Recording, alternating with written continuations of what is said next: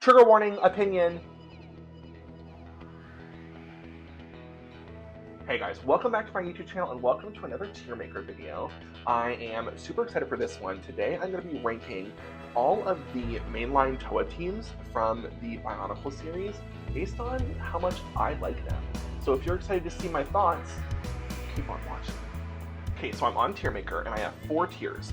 And like some of my other videos, there's not going to be a tier for like the team I hate, because I don't hate any of them, because I love Bionicles. I don't know if you guys knew. So the top tier is my fave. I'm pretty sure a couple of these are going to be in the top tier, so I'm not restricting it to just one. The next one is love. These are the ones that I super love, but maybe I don't have a very emotional connection to them, but they're still great. And then pretty good is just like the ones that maybe they're designed well, maybe they have a good story, but I just don't super resonate with them. And then not bad is the ones that are fine. I don't really care. I don't love them a whole lot, but they are still pretty cool because of the nature of Bionicle. Okay, guys, to start, we're going to do the 2001 team, the Toa Mata. Toa Mata, the originators of the role. They're such a good team. They're so innovative for LEGO and for Bionicle, being the first Toa team.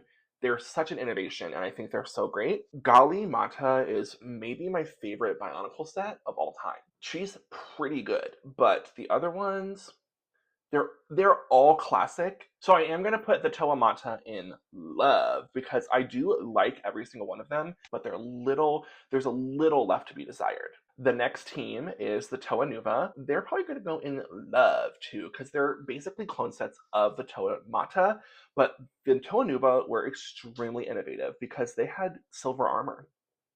So they were very different. I loved that they had dual functions. So Tahu's sword you could put on his feet as a surfboard. Kopaka had blades that doubled as skis. Anua's weapons, the Quake Breakers, also doubled as kind of roller skate kind of things. Really awesome double functions for these characters, and that was more innovative than the Toa Mata by nature of being the successor to the Toa Mata. You know what I'm saying? Now, the next team is the Toa Metru, and I like the Toa Metru, but they're not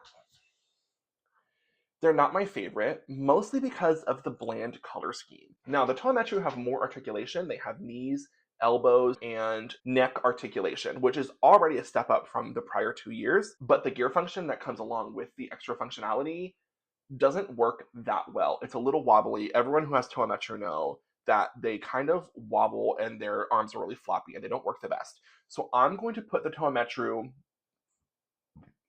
in not bad. Not because I hate them, just because they're not as visually appealing as some of the other entries on the list.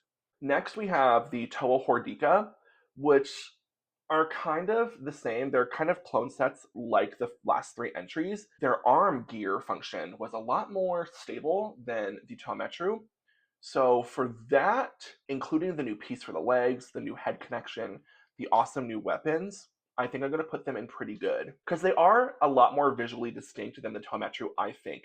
They could have used more color differentiation, just like the Toa Metru could, but I think they are a little bit better, so I'm going to put them in pretty good. Now, the official Toa Haga, as we know, there is a canon contest that canonized some new forms for the other Toa Haga, which I love all of those forms.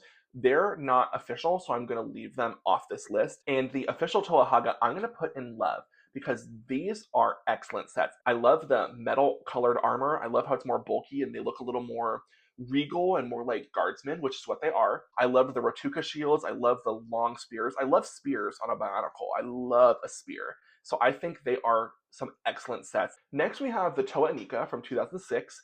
And visually and based on their design language, this is the most distinct group of Toa that we've gotten so far. We've gotten transparent pieces, Zamor launchers, crazy new head molds, silicone heads, soft plastic. These are excellent characters. So I am going to put them in pretty good because I don't even have a full Toa Inika collection on my shelf. I'm not Hi! Ming wants to say hi to the camera. I don't even have a full Toa Inika collection on my shelf. They're not that interesting to me, despite being very good, well-designed sets. So they're going to go in pretty good. Now, the Toa Mahri, I became sentient when the Toa Machri came out. They came out in 2007, and I was 7 turning 8 in that year. This is when I really started to get into Bionicle. I think the first Bionicle I ever picked out with my own money was Motoro Machri, and I remember going to Target and I almost picked up Takadox. And I was like, oh, Takadox looks super cool, but I wanted a good guy. So I got Motoro, and he was very well loved and abused.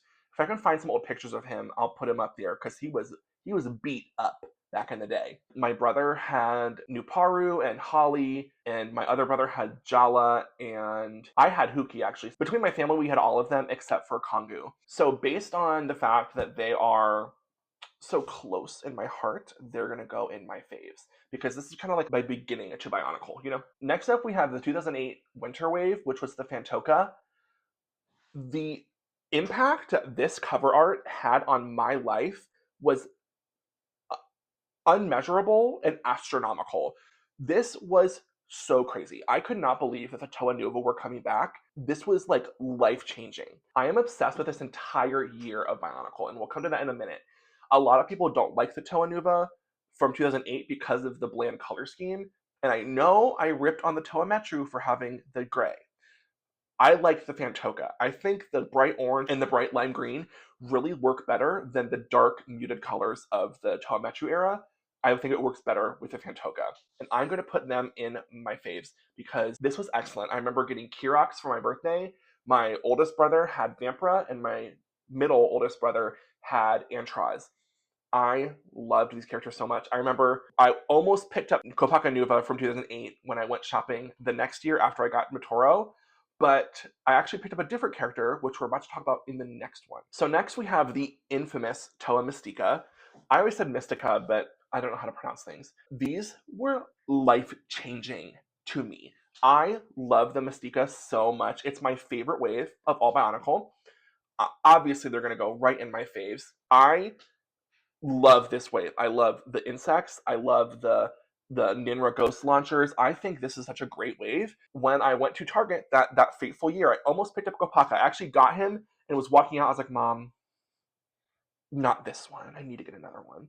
I went back and I picked up Golly. Obviously, she's so fierce. I loved that set. I loved her. I love this whole wave. This is amazing. So down to our final three, we have the Glatorian. Now the Glatorian, I think they did what the Toa Metru and the Toa Inika could have did if they weren't separate. I think that the Glatorian was a great rebrand for Bionicle. Now, I don't feel a super close connection to this wave as a whole, but I remember I was little and I was asleep in bed. My mom came in and she gave me the Malum set, and that's one of my favorite memories of Bionicle. I don't know why she gave it to me when I was asleep, but it was so fun. I'm so glad that she gave it to me. And Malum is not a very interesting set, but that connection to my mom really makes him special to me. Because you know what? I love Terex. I love Gresh. I never got the Vorox, but Drak was pretty cool. He's going to go in love. I'm going to put them in love because they're not my super favorite, but they are so well designed. I love the story. I love the bright colors mixed with the muted colors. This wave is one of the visually best waves of Bionicle, in my opinion. The Glatorian Legends, Kina was that girl, and I loved Kina. I remember for Christmas, I opened Kina for Christmas for my grandma, and I was like, how'd you know? And my brother was like, I told her. And I was like, we had a connection in that moment. Kina, Matanui, Akar, Vastus, Gelu, 5 out of 6 of them are amazing. Stronius was kind of not super, I'm not really interested in Stronius, but the other 5 are visually designed. I keep saying visually, but like their colors are so beautiful. This is a great wave, and I'm going to put them in love. Now, the final wave of Bionicle is the Bionicle Stars. What are you expecting? You know the Bionicle Stars were not good. But I was a little 10-year-old boy, and I loved them. I remember getting the Rakshi first. One of my favorite sets from that wave was the Rakshi. I thought it was so cool. Takanuva, obviously I had Takanuva. He was so cool. I loved his white and silver armor instead of his white and gold. Gresh was kind of boring, but he was cool, just not like super cool, you know? I had the Nekton, which was really awesome. I loved his neck silicone piece, really cool. I loved the green scrawl. I have no idea why they changed into green. If anyone knows, put it in the comments below because I love the scrawl. Now, I never had Tahu stars. I didn't like that they changed him from a Toa Mata to a Toa Nuva, because in my mind I was like, he's already a Toa Nuva. Why'd they change him? That's annoying. So I don't know why he turned back. His destiny was to turn into a Toa Mata again. I don't know. Pretty good brave. Sad send-off for BIONICLE. Very, very sad send-off. But I think this is going to go in pretty good, because when I was 10, these were easy to build. They were likable. They're easy to handle with my big, fat, meaty hands. I really liked that wave. And I know that's controversial, but I liked it, and this is my opinion. Thank you guys for coming along to watch me rank all the BIONICLE Toa Teams based on how much I like them. I had a lot of fun making this video, so if you guys want to see more tier list videos, comment down below. Should I do villains of BIONICLE?